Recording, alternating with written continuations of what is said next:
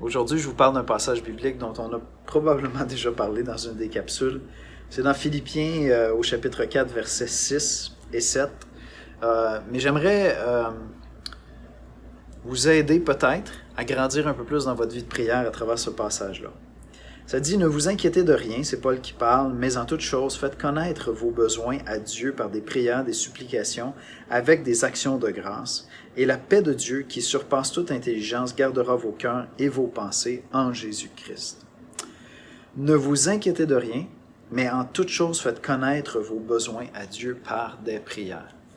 Comment est-ce qu'on fait pour prier?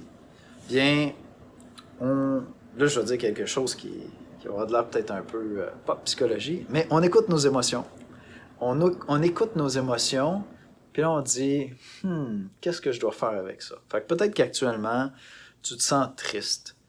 Quelqu'un t'a trahi, puis t'es envahi par la tristesse. Peut-être qu'actuellement, t'es frustré d'une situation au travail, t'aimes pas ton travail, puis il y a un découragement, il y a même peut-être même un peu de ressentiment envers un supérieur, un collègue de travail, peu importe. Peut-être qu'actuellement, tu es déçu de toi-même. Peut-être qu'actuellement, tu vis de la joie, mais à fond la caisse parce que, écoute, tu as eu une bonne nouvelle. Ben, Paul, il dit, ne vous inquiétez de rien, mais en toute chose, faites connaître vos besoins à Dieu. L'inquiétude, là, ça se perçoit généralement, premièrement, comme une émotion, une pensée. C'est là, c'est en moi. Puis Paul dit, ben ouais, mais toi, t'es chrétien. Fait que tu vis des inquiétudes, comme tout le monde. Mais quand tu vis ça, tu prends ça, puis tu t'en vas dans la prière avec.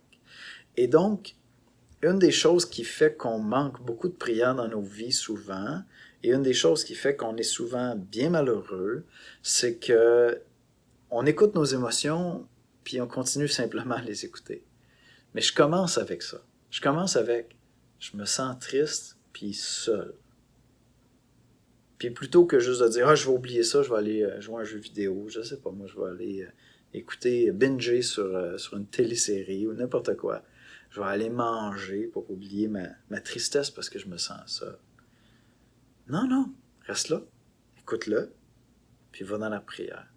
Puis va le dire au Seigneur, Seigneur, je me sens seul. Je me sens seul, je me sens négligé, je me sens abandonné. Puis reste là, continue dans la prière. Puis rappelle-toi qu'il t'aime, qu'il est là, puis demande-lui. Dis, Seigneur, je veux te faire part de mes besoins, je souffre de solitude. Puis je vais revenir avec ça chaque fois que je vais ressentir ça.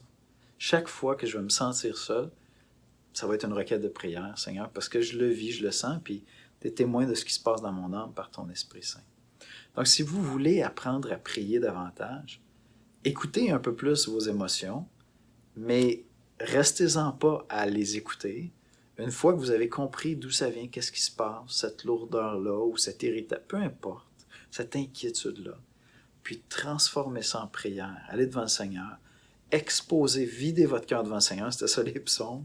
Faites ensuite de ça une requête au Seigneur, demandez au Seigneur de venir pourvoir. Puis, ne vous inquiétez pas de la suite. Peut-être que demain, tu vas avoir exactement les mêmes émotions pour la même question, puis là, vous dire, mais c'est encore pas réglé. Ça veut dire qu'il faut que tu pries encore. C'est un indicateur que c'est le temps de prier parce que ces émotions-là qui sont là. Et je ne vais pas simplement écouter mes émotions, mais c'est un indicateur qu'il y a quelque chose qui doit se passer avec ça. Je vais aller dans la prière, déverser mon cœur devant le Seigneur, exprimer mon besoin au Seigneur, m'attendre à lui, puis entrer dans sa paix. Puis on recommence demain si je vis la même chose. Il n'y a pas de problème. Je vais grandir dans ma vie de prière, puis je ne vais pas être en train de fuir toujours mes émotions en allant binger dans je ne sais pas trop quoi.